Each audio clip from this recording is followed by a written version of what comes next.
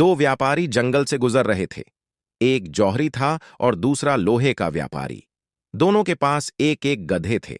जौहरी के गधे की पीठ रेशम के कपड़े से ढकी थी और वह कीमती स्वर्ण आभूषणों और हीरे जवाहरातों से भरे से दो थैले अपनी पीठ पर लादे हुए थाल।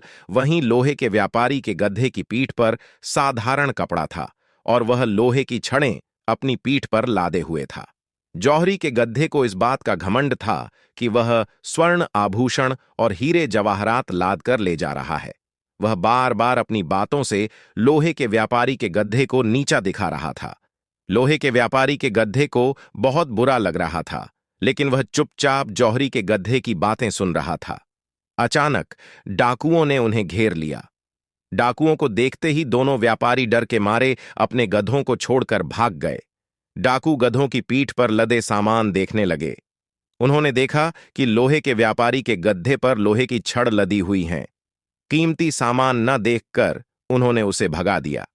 जौहरी के गधे की पीठ पर कीमती सामान था। उन्होंने उसे पकड़ लिया और उसकी पीठ से कीमती सामान निकालने लगे।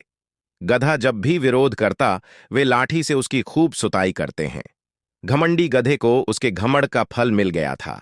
सीख: कभी घमंड नहीं करना चाहिए। कभी न कभी घमंडी को नीचा देखना ही पड़ता है। आशा है आपको पढ़ने के लिए हमें सब्सक्राइब अवश्य करें। धन्यवाद।